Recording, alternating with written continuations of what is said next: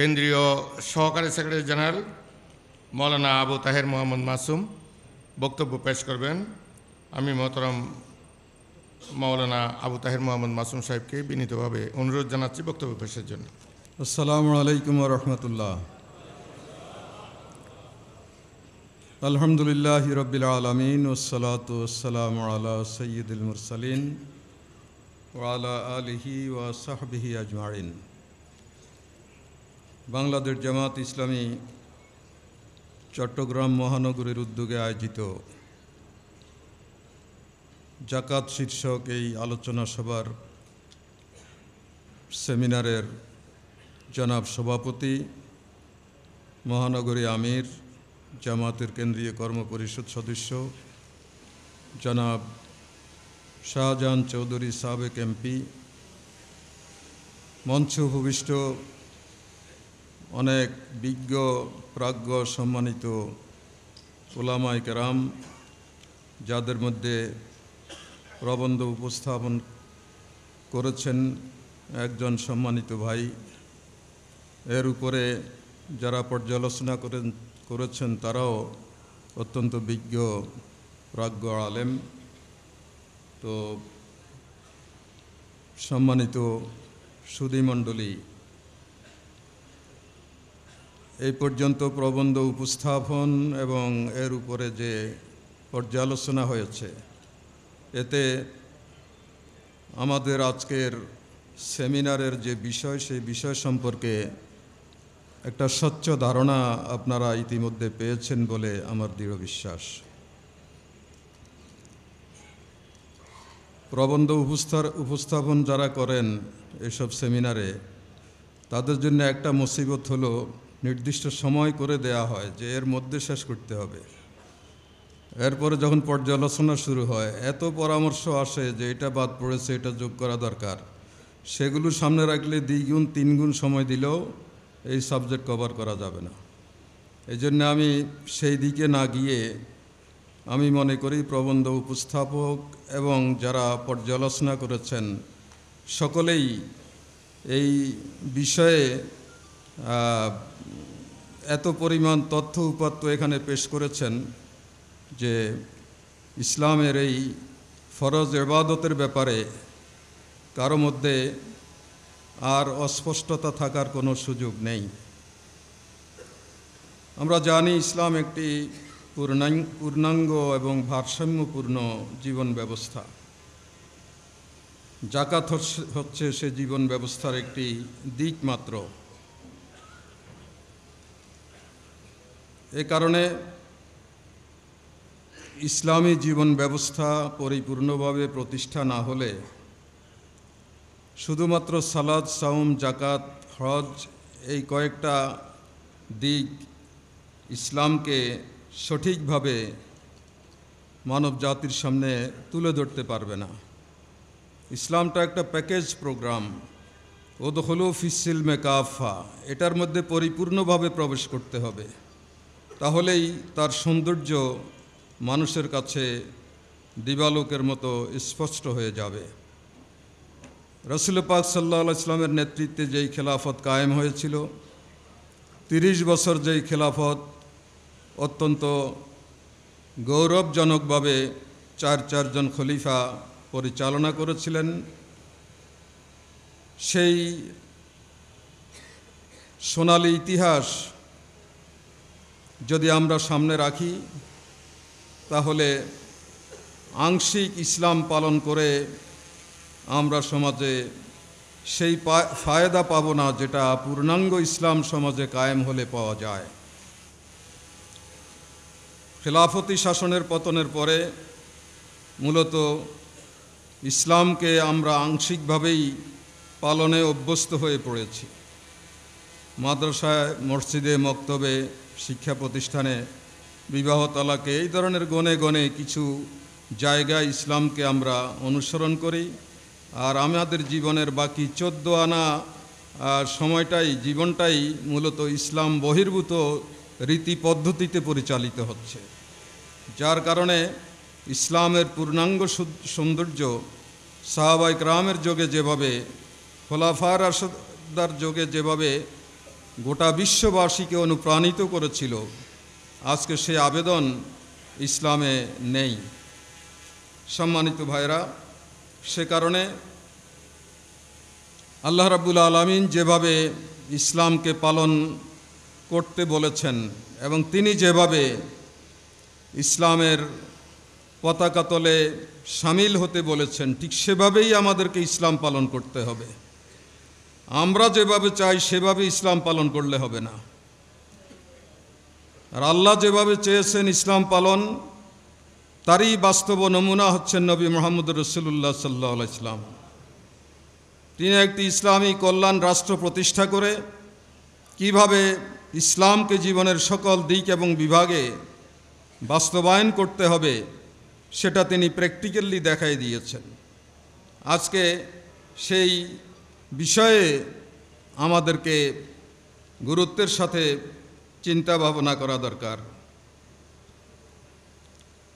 আমাদের আলোচকগণ বলেছেন যে জাকাতের 8টি খাত, তার মধ্যে একটি হচ্ছে ওয়াল আমিলিনা আলাইহা।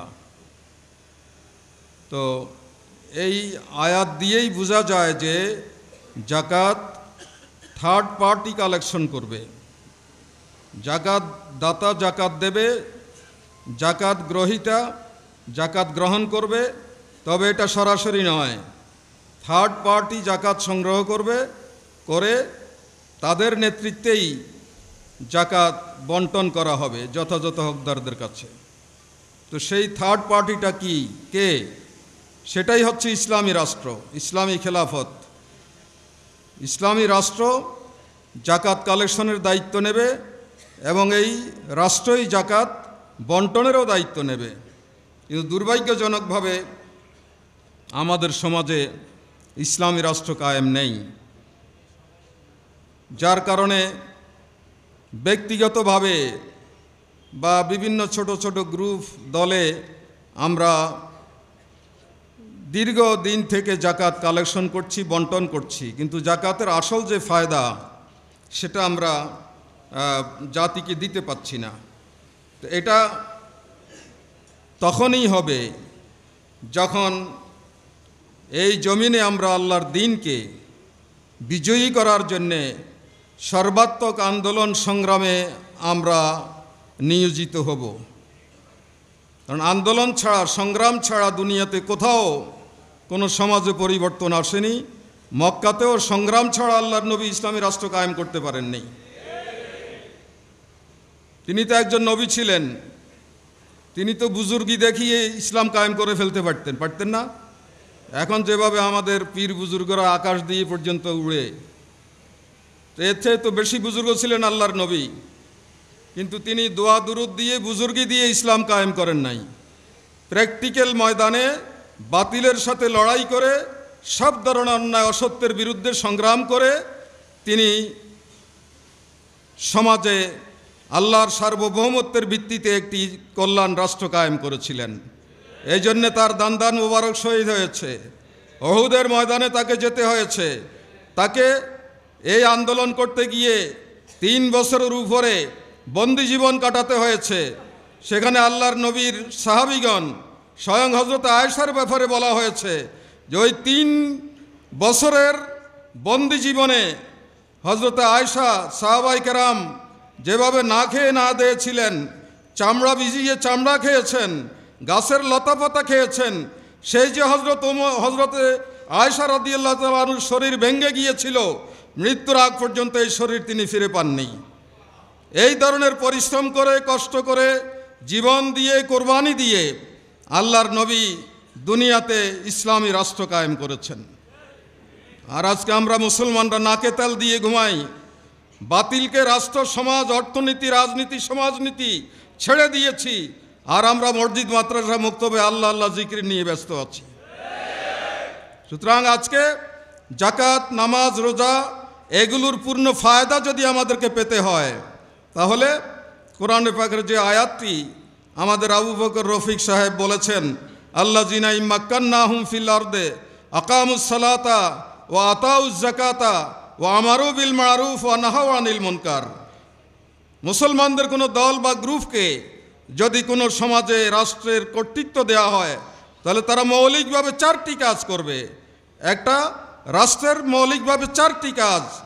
একটি হচ্ছে তারা নামাজ কায়েম করবে, অর্থাৎ মানুষের চরিত্র নামাজের মাধ্যমে গড়ে উঠবে। নামাজ যেভাবে একটি পবিত্র ইবাদত, যিনি নামাজ পড়বেন সেই লোকটা এরকম পুত পবিত্র মানসিকতায় গড়ে উঠবে। এইভাবে সমাজে কোনো মানুষ আকেল বালেগ বেনামাজি থাকতে পারবে না। পুরো সমাজের সমস্ত মানুষ নামাজে অভ্যস্ত হবে। ওয়াতাউ যাকাত, তারা জাকাত দেবে। মুসলিম সমাজে কোনো সাহেবে নসাব ব্যক্তি জাকাত না দিয়ে থাকতে পারবে না, এই ব্যবস্থা করতে হবে। কারণ এটা ফরজ ইবাদত, এটা কারো খেয়াল খুশি নয় যে আমি চাইলে দিলাম, না চাইলে কেউ আমাকে কিছু বলতে পারবে না, এই রকম কোনো সুযোগ নেই। আমরা এই সমস্ত কথা বললে অনেকে বলে যে ইসলামে তো জোর জবরদস্তি নেই। হ্যাঁ, ইসলামে জোর জবরদস্তি নেই কাদের জন্যে? যারা অমুসলিম, যারা ইসলাম কবুল করে নাই তাদের জন্যে, তাদের ব্যাপারে জোর জবরদস্তি করা যাবে না। আপনি আমি যারা ইসলাম কবুল করে ইসলামে প্রবেশ করেছি, আমাদেরকে প্রত্যেকটা ফরজ ওয়াজিব হালাল হারামের সীমা রক্ষা করে চলতে হবে। না করলে আমরা শাস্তিপূর্ণ অপরাধে আমরা অপরাধী হব। সেই অবস্থা হলো আতাউ জাকাত, জাকাত ভিত্তিক অর্থ ব্যবস্থা। জাকাত একমাত্র ইসলামী অর্থনীতির বিষয় নয়, আরও অনেক খাত আছে যেগুলোর মধ্য দিয়ে এই সমাজের অর্থনৈতিক ফ্রন্টটাকে সমৃদ্ধ করা হয়। জাকাত হচ্ছে তার অন্যতম। সুতরাং জাকাত কালেকশনে সাহেবে নেসাবদেরকে আমাদেরকে বাধ্য করতে হবে, বাধ্য করার মেকানিজম আমাদেরকে বাইর করতে হবে। ওয়া আমারু বিল মারুফ, মুসলমানরা কোনো রাষ্ট্রের ক্ষমতা আসলে তাদেরকে মারুফ কাজ করতে হবে। ইসলাম যেগুলোকে ভালো বলে সার্টিফিকেট দিয়েছে, এই সব মারুফ কাজ আমাদেরকে করতে হবে। আর ইসলাম যত জিনিসকে খারাপ বলেছে, বাহ্যত ভালো হলেও সেটা খারাপ, মুনকার, এটা সমাজে করা যাবে না। কোনো রাষ্ট্র যদি এই 4টি মৌলিক দায়িত্ব পালন করে তাহলে সেখানে নামাজ তার নিজস্ব জায়গায় সমাজ সংস্কারে ভূমিকা পালন করবে, রোজা তার নিজস্ব জায়গায় সমাজ পরিশুদ্ধিতে ভূমিকা পালন করবে, জাকাত তার নিজস্ব জায়গায় একটি স্বয়ংসম্পন্ন জাতি গড়ে তুলবে, ওয়েলফেয়ার রাষ্ট্র গড়ে তুলবে, কল্যাণধর্মী রাষ্ট্র গড়ে তুলতে পারবে। এইভাবে ইসলামের প্রতিটি ফরজ ওয়াজিব তার নিজ নিজ জায়গায় ভূমিকা পালন করবে। কিন্তু আজকে সেই ধরনের রাষ্ট্র থেকে আমরা বঞ্চিত সম্মানিত ভাইরা। সে কারণে জাকাত থেকে পূর্ণ ফায়দা পেতে হলে, রোজা থেকে পূর্ণ ফায়দা পেতে হলে, রোজা থেকে পূর্ণ ফায়দা পেতে হলে আমর বিল মারুফ নাহি আনিল মুনকারের পরিপূর্ণ বিকাশ যদি আমরা করতে চাই, তাহলে এক কথায় আমাদেরকে বাংলাদেশে একটি ইসলামী কল্যাণধর্মী রাষ্ট্র কায়েমের জন্যে সংগ্রামে জেহাদে আমাদেরকে অবতীর্ণ হতে হবে। এটি আমাদের উপরে ফরজ দায়িত্ব, এটি এড়িয়ে চলার কোনো বিষয় নয়। প্রত্যেকটি মুসলমান নরনারীকে তার নিজ নিজ অবস্থানে তার শক্তি ক্ষমতা অনুযায়ী তাকে একটি কল্যাণধর্মী সমাজ কায়েমের জন্যে ভূমিকা পালন করতে হবে, দায়িত্ব পালন করতে হবে। আমি আজকে আপনাদেরকে আহ্বান জানাতে চাই যে আল্লাহর দিন যদি সমাজে কায়েম না হয়, আমরা কিয়ামত পর্যন্ত এভাবে জাকাত দেব, কোনো ধরনের আমরা ফায়দা পাবো না, আংশিক ফায়দা পাবো, পূর্ণাঙ্গ ফায়দা পাওয়া যাবে না। এই জন্য অধ্যাপক গোলাম আজম সাহেব বলেছেন, তিনি তো এমন একজন বিজ্ঞ পণ্ডিত এবং আলেমও বলা যায়। আমি দেখেছি অনেক সময় মৌলানা দেলোয়ার হোসেন সাইদি রহমতুল্লাহ আলাই, তিনি গিয়ে মগবাজারে মৌলানার সাথে, অধ্যাপক গোলাম আজমের সাথে বিভিন্ন শরীয়তের মাসলা মাসাইল নিয়ে সলা পরামর্শ করতেন, করে এগুলো তিনি বক্তব্যে বিভিন্ন জায়গায় বলতেন। তার মানে এত গভীর জ্ঞান সম্পন্ন ছিলেন অধ্যাপক গোলাম আজম সাহেব। তিনি বলেছেন, বর্তমান যুগের প্রেক্ষাপটে জাকাতের 8টি খাতের মধ্যে ওয়াফি সাবিলিল্লাহ এই খাতটি হচ্ছে সবচেয়ে বেশি গুরুত্বপূর্ণ। কারণ জিহাদের দ্বারাই ইসলামী রাষ্ট্র কায়েম হবে। সে কারণে যারা জাকাত দাতা তাদেরকে জেহাদ ফি সাবিলিল্লাহর খাতে বেশি অর্থ দান করা দরকার। কারণ ইসলামী রাষ্ট্র যদি কায়েম হয়ে যায় তাহলে অন্য 7টি খাতের সব সমস্যার সমাধান হয়ে যাবে। সে কারণে বাংলাদেশে বর্তমানে যে অবস্থা, 5ই আগস্টের নজিরবিহীন অভ্যুত্থানের পরে এই বাংলাদেশের প্রত্যেকটি মানুষ সংস্কার এই জিনিসটাকে ভালোভাবে বুঝতে পেরেছে। বৈষম্য কি এটা তারা বুঝতে পেরেছে। কোথায় কোথায় দুর্নীতি আছে সেটা তারা বুঝতে পেরেছে। কিভাবে মানুষ বঞ্চিত হচ্ছে এটা তারা বুঝতে পেরেছে। সুতরাং এগুলো এখন আগের মতো জটিল সাবজেক্ট নয়, বিষয় নয়। এদেশের মানুষ সেগুলো জানে, বুঝে, উপলব্ধি করতে পেরেছে। আমরা এটা পরিষ্কারভাবে বলতে চাই যে বাংলাদেশকে যদি বৈষম্যহীন দেশে আমরা পরিণত করতে চাই, এখানে যদি ক্ষুধা, দারিদ্র, বেকারত্ব আমরা দূর করতে চাই, মানুষের জীবনের বঞ্চনা যদি আমরা দূর করতে চাই, এই সমাজটাকে যদি ওয়েলফেয়ার স্টেট রূপে আমরা গড়ে তুলতে চাই, তাহলে পরিপূর্ণ ইসলাম কায়েমের জন্য এগিয়ে আসা ছাড়া আর কোনো উপায় নেই।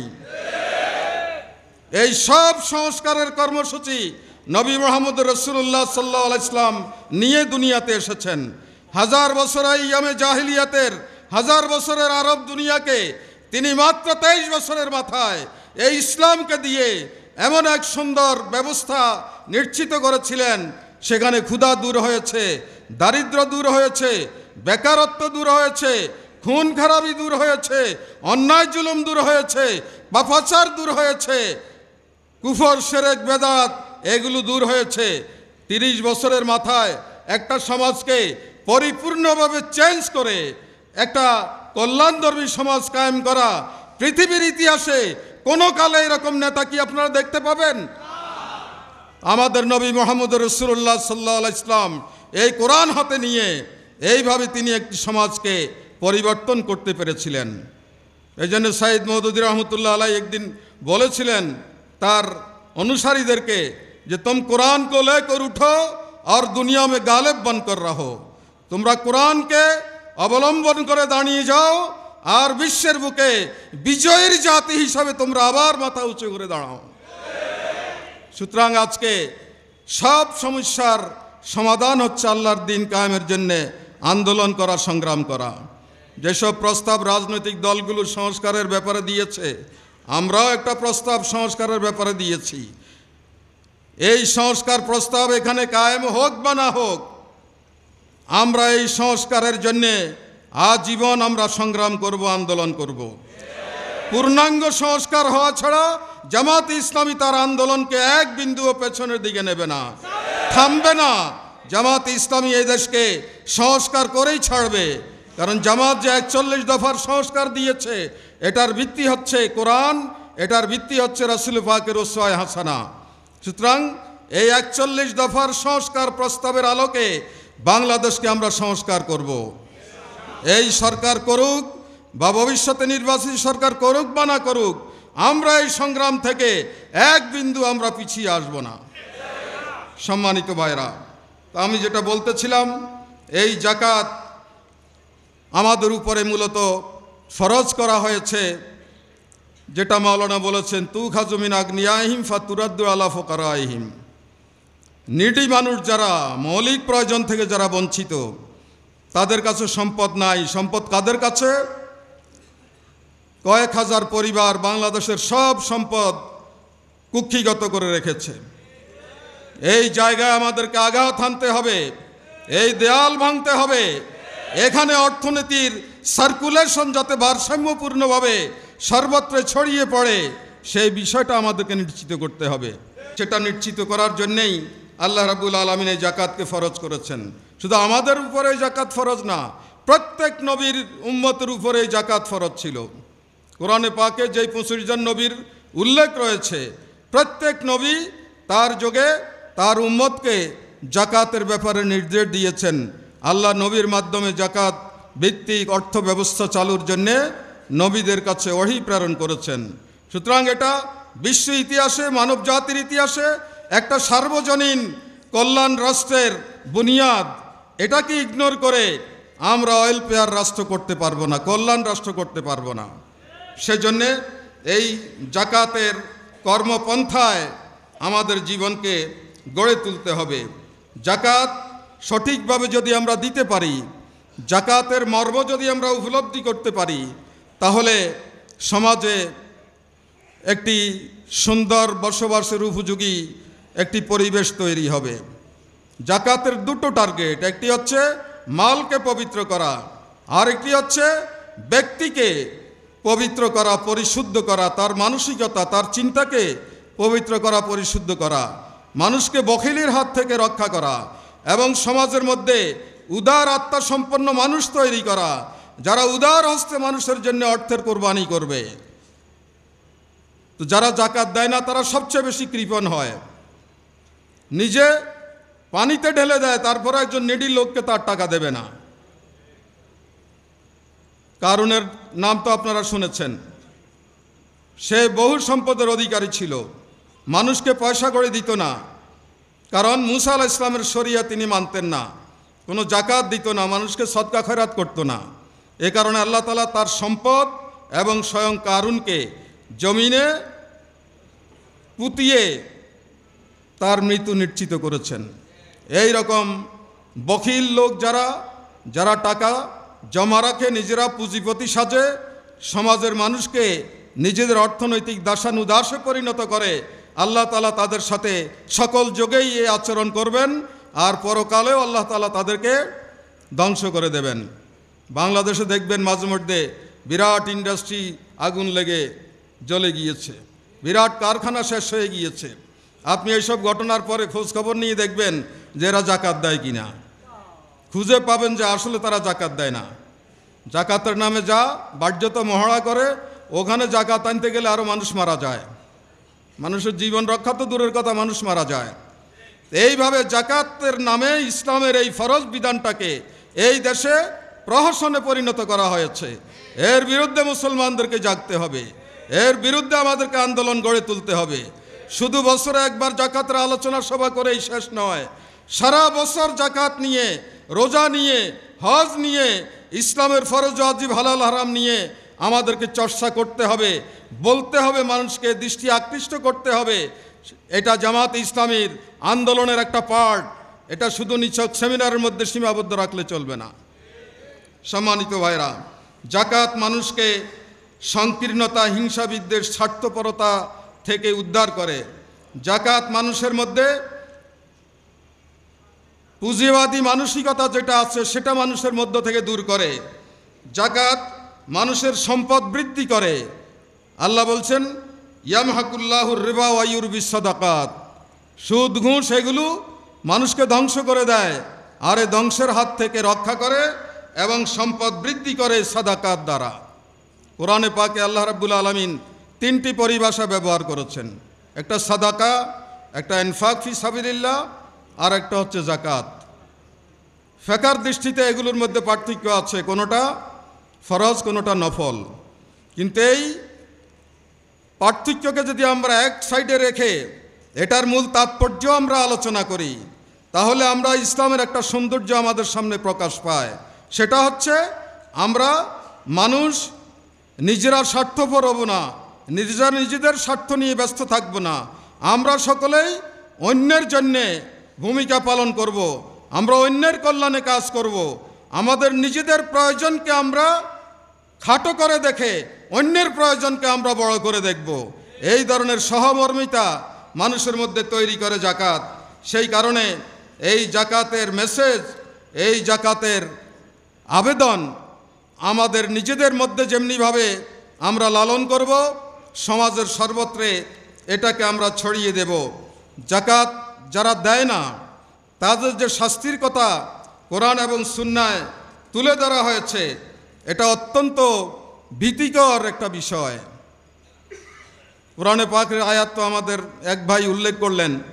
এই আয়াতের বিষয়ের সাথে সম্পৃক্ত একটি হাদিস আমি দেখলাম, সেখানে বলা হয়েছে যারা জাকাত দেয় না কাল কিয়ামতে তাদের সম্পদকে লোহার পাতে পরিণত করবেন, করে এটাকে আগুনে জ্বালাবেন, জ্বালানোর পরে এই পাত দিয়ে তার কপালে, তার পিঠে, তার পাঁজরে সব সময় সেঁক দিতে থাকা হবে। যখনই এটা ঠান্ডা হবে আবার এটাকে গরম করা হবে, করে আবার তাকে এভাবে সেঁক দেওয়া হবে, এইভাবে চলতে থাকবে। যারা জাকাত দেয় না তাদের এই ধরনের করুণ পরিণতি কাল কিয়ামতে আমরা দেখতে পাবো। আল্লাহর নবী হাদিসে এই কথাটি উল্লেখ করেছেন, যেই ব্যক্তি জাকাত দেবে সেই ব্যক্তির সম্পদ সব ধরনের ক্ষতি থেকে আল্লাহ তাআলা রক্ষা করবেন। অনেকে মনে করে যে আমি 10 টাকা যদি দিয়ে দেই তাহলে তো এটা কমে গেল। এটা বস্তুগত দর্শনের একটা বিষয়, যে পকেট থেকে 10 টাকা গেলে এটা চলে গেল আর এটা লস। কিন্তু ইসলামী দর্শন হচ্ছে আমি যদি পকেট থেকে 10 টাকা দেই তাহলে এটার দ্বারা আল্লাহ তাআলা 7 শতাধিক গুণ বৃদ্ধি করে আমাকে আবার এই সম্পদ ফেরত দেবেন। সে কারণে এই জাকাতের দাওয়াত, জাকাতের উপকারিতা, জাকাতের কল্যাণকারিতা প্রত্যেকটি মানুষের কাছে আমাদেরকে পৌঁছাতে হবে। দাঁড়ি আল্লাহর এটা অন্যতম একটা দায়িত্ব, এটা আমাদেরকে সারা বছর পালন করে যেতে হবে। জাকাতের বুনিয়াদে মদিনায় যে কল্যাণ রাষ্ট্র আল্লাহর নবী কায়েম করেছিলেন, সেই কল্যাণ রাষ্ট্রে একটা সময়ের ব্যবধানে সমাজের মধ্যে এত সমৃদ্ধি এসেছিল যে জাকাত খাওয়ার মতো কোনো গরিব লোক ইসলামী রাষ্ট্রে খুঁজে পাওয়া যায় নাই। উমর ইবনে আব্দুল আজিজের সময় এসে বিশাল ইসলামী খেলাফতে এত পরিমাণ জাকাতের অর্থ জমা হয়ে গিয়েছিল যে এগুলো কোথায় খরচ করা হবে খুঁজে পাওয়া যাচ্ছিল না। পরে খলিফা চিন্তা ভাবনা করে সিদ্ধান্ত নিলেন যে এই বিশাল জাকাতের অর্থ এটা যদি আমাকে শেষ করতে হয়, জাকাত তহবিল যদি খালি করতে হয়, তাহলে মুসলমানদের মধ্যে তো জাকাত খাওয়ার লোক নাই। ইসলামী রাষ্ট্রে তো সবাই এখন জাকাতদাতা। ইসলামী অর্থ ব্যবস্থার বদৌলতে এরকম অর্থনৈতিক স্বয়ম্বরতা সমাজে এসেছিল। তখন তিনি সিদ্ধান্ত নিলেন যে অমুসলিম দুনিয়াতে আমাকে ঘোষণা করতে হবে যে তোমরা অমুসলিমরা ইসলাম কবুল করো, ইসলামী রাষ্ট্রে তোমাদের ঘর করে দেওয়া হবে, তোমাদের থাকার ব্যবস্থা করে দেওয়া হবে, তোমাদের পুনর্বাসন করা হবে। এই ঘোষণার পরে অমুসলিম দুনিয়া থেকে দলে দলে লোক ইসলামী রাষ্ট্রে চলে এসেছিল এবং এভাবে তিনি জাকাতের অর্থ, জাকাত তহবিল খালি করেছিলেন। সুতরাং আজকে আমরা এটা নির্দ্বিধায় বলতে পারি যে বাংলাদেশে যত ধনী লোক আছে তারা যদি সকলে জাকাত দেয়, একটা হিসাব আমাদের 2 মাওলানা উল্লেখ করেছেন যে বাংলাদেশে 5 বছর পরে বাংলাদেশে একটা লোক গরিব খুঁজে পাওয়া যাবে না যাদেরকে জাকাত দিতে পারে।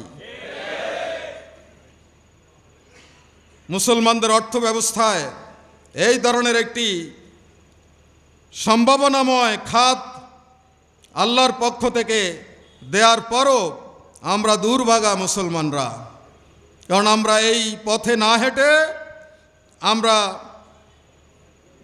পাশ্চাত্য দুনিয়ার কাছে ভিক্ষার ঝুলি নিয়ে হাত পাতি। বিশ্বব্যাংক IMF-এর সাহায্যের জন্য আমরা হা করে তাকিয়ে থাকি। তাদের খয়রাতি সাহায্য ছাড়া আমাদের সমাজ চলে না, রাষ্ট্র চলে না, আমাদের প্রজেক্টগুলো বন্ধ হয়ে যায়। কেন মানুষের কাছে তোমরা হাত পাতবে? কেন ভিক্ষার ঝুলি নিয়ে বিশ্বব্যাংক IMF-এর কাছে যাবে? জাতিসংঘের কাছে কেন খয়রাতি সাহায্য চাইবে? তোমার দেশেই তো প্রচুর সম্ভাবনা লুকিয়ে আছে। যদি জাকাতের ভিত্তিতে অর্থ ব্যবস্থাকে প্রতিষ্ঠিত করো তাহলে বিশ্বের কারো কাছে হাত পাততে হবে না। বরং পুত পবিত্র সুদমুক্ত অর্থনীতি যদি আমরা বাংলাদেশে চালু করতে পারি তাহলে এখানে আল্লাহ রাব্বুল আলামিন আয় উৎপাদনের এমন একটি ব্যবস্থা করবে যে আমার আপনার 18 কোটি মানুষের খাওয়া পড়ার পরেও বাংলাদেশের কোষাগারে এত পরিমাণ অর্থ থাকবে যেটা রপ্তানি করে আমি বৈদেশিক মুদ্রা অর্জন করতে পারবো। এই রকম সাফল্যের নিশ্চয়তা দিয়েছেন আল্লাহ তাআলা এই জাকাত ব্যবস্থার মধ্যে। আমরা সেগুলো আজকে খুঁজি না। সে কারণে জাকাত সহ ইসলামের পরিপূর্ণ বিধান বাংলাদেশের জমিনে প্রতিষ্ঠিত করার জন্যে মুসলমানদেরকে ঐক্যবদ্ধ করতে হবে, ঐক্যবদ্ধ হতে হবে, আন্দোলন গড়ে তুলতে হবে। এই দেশে একটি কল্যাণধর্মী ইসলামী রাষ্ট্র কায়েমের সংগ্রামে আমাদেরকে জান মাল সময় শ্রম যোগ্যতা মেধা দিয়ে আমাদেরকে এগিয়ে আসতে হবে। 5ই আগস্ট যাত্রা শুরু হয়েছে। আমাদের মঞ্জিলে, আমাদের লক্ষ্যে আমরা পৌঁছতে গিয়ে এটা প্রথম ধাপ, এটা শেষ ধাপ নয়। আমরা সকলে মিলে বাংলাদেশে এমন একটা আবহ তৈরি করব, ঘরে ঘরে জনে জনে মানুষের কাছে ইসলামের দাওয়াত, আন্দোলনের দাওয়াত, কোরআনী সমাজের দাওয়াত আমরা পৌঁছে দেব, যাতে 2025 সালের শেষে বাংলাদেশের প্রতিটি ঘর থেকে এই স্লোগান উঠে যে আমরা ইসলামী রাষ্ট্র চাই, আমরা জাতীয়তাবাদ চাই না, ধর্মনিরপেক্ষতাবাদ চাই না, আমরা পুঁজিবাদ চাই না, আমরা কমিউনিজম চাই না, আমরা আল্লাহর বিধানে বিশ্বাসী, আমরা এই সমাজকে কোরআনের আলোকে গড়ে তুলতে চাই। এই ধরনের দুর্বার গণজাগরণ আমরা বাংলাদেশে তৈরি করতে চাই, যাতে 5ই আগস্টের মতো গণ অভ্যুত্থান হবে না, সেটা হবে গণবিপ্লব। এবং এই বিপ্লবে আমরা বাংলাদেশকে আমূল পরিবর্তন করে দেব। এই সরকার প্রথম দিনেই যদি দেশটাকে স্বৈরাচারের সংবিধান অনুসরণ না করে একটা বিপ্লবী সরকার গঠন করতেন, স্বৈরাচারের সব ঝেড়ে মুছে নূতনভাবে বাংলাদেশ তৈরির অঙ্গীকার করতেন, তাহলে এত সমস্যা হতো না। প্রতি বিপ্লবী আওয়ামী লীগের দালালরা এভাবে সুযোগ পেত না। ইনশাআল্লাহ ইসলাম যখন এদেশে বিপ্লব নিশ্চিত করবে, তখন এরকম ভুল করবে না, একেবারে আমূল পরিবর্তন। তো সেই পরিবর্তনের জন্যে আল্লাহ তাআলা যে সুযোগ দিয়েছেন, এই সুযোগ আমাদেরকে কাজে লাগাতে হবে। সম্মানিত ভাইরা, আমাদের সংগঠন, আমাদের আন্দোলন, আমাদের ভাইয়েরা জীবন দিয়েছে, রক্ত দিয়েছে, শহীদ হয়েছে।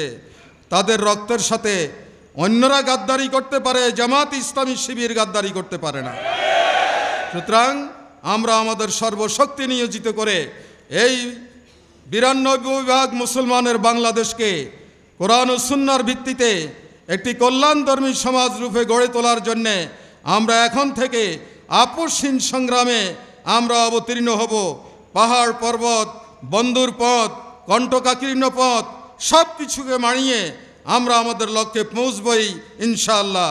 আল্লাহ তাআলা আমাদেরকে সেই শক্তি দান করুন, সেই সাহস দান করুন, এই কামনা করে আমার কথা আমি শেষ করছি।